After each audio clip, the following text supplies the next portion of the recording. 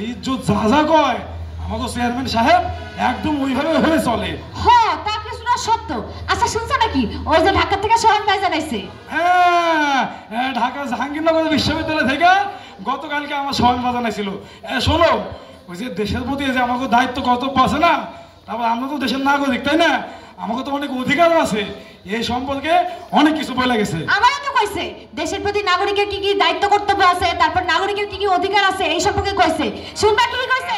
Community clinic আছে না, ওইখানে নাকি 27 প্রকার ওষুধ একদম বিনামূল্যে দেয়। হ্যাঁ আমাদের কমিউনিটি ক্লিনিকে 27 প্রকারের ওষুধ একদম বিনামূল্যে দেয়। আচ্ছা চাচা শুধু কি এই যে দেশের প্রতি নাগরিকের অধিকার সম্পর্কে জানলেই হইব? নাগরিকেরও তো দেশের প্রতি কিছু দায়িত্ব কর্তব্য আছে নাকি, সেগুলো জানতে হইব না? যেমন ধরো নির্বাচনের সময় সৎ আর যোগ্য প্রার্থী নির্বাচন করতে হইব, তারপরে সরকারের নিয়মিত ট্যাক্স দিতে হইব, এরপর এই যে কিছু হয় না যেখানে সেখানে গণপিটুনিতে মানুষ মেরে ফেলায় এই কাজ একেবারেই করা যাইব না। এই কাজ করা যাবে না, আইন নিজের হাতে কখনো তুলে নেওয়া যাবে না। প্রয়োজনে কি করতে হবে জানো?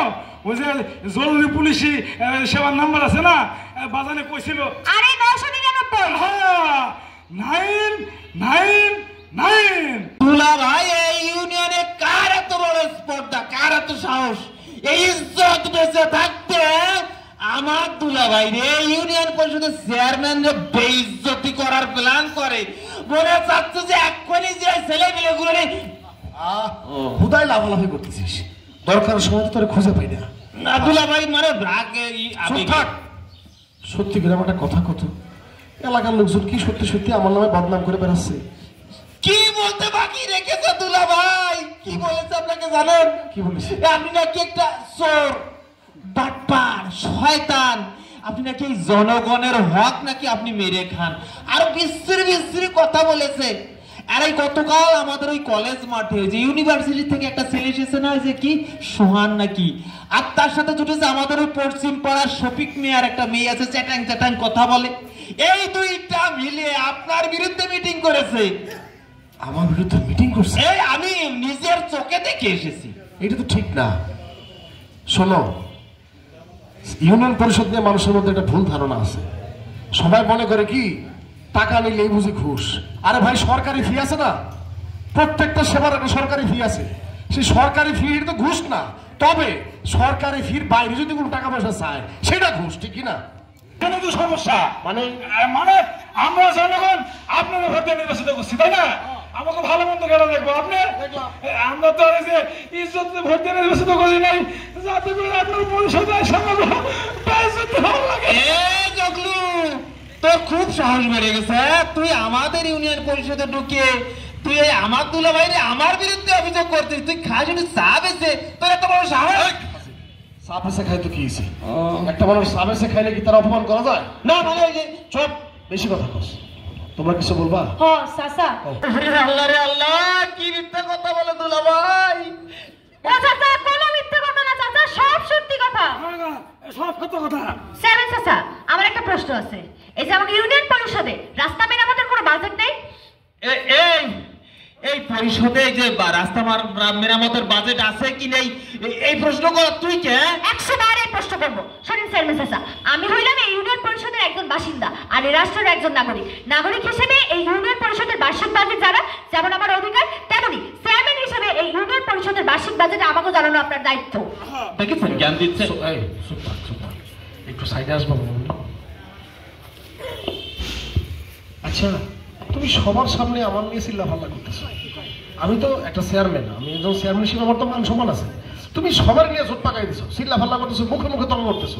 সে যাই হোক, সবার সামনে আরেকটা কথা বলতেছো, এই বার্ষিক বাজেট নাকি আমার জনগণকে জানাইতে হবে। এটা একটু বেশি বেশি হয়ে গেল না আম্মা জান? না চাচা, কিছু বেশি বেশি হয় না, আমি যা বলছি ঠিক বলছি। এই ইউনিয়ন পরিষদের বার্ষিক বাজেট জানা আমার অধিকার আর জানানো আপনার দায়িত্ব।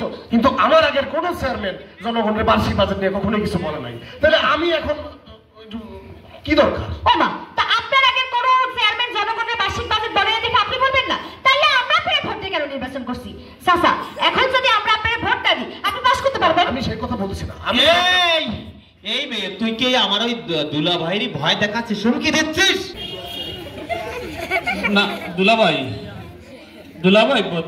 বলতেছিলাম কি ওই যে আমার সাথে কোনো আলোচনা বৈঠক ডিসকাস না করে ইভেন আমার মানে আপনার ওয়াইফের সাথে কোনো কথাবার্তা না বলে আপনি এই যে বাজেট অধিবেশন একা একাই আয়োজন করে ফেললেন, এইটা কি ঠিক না?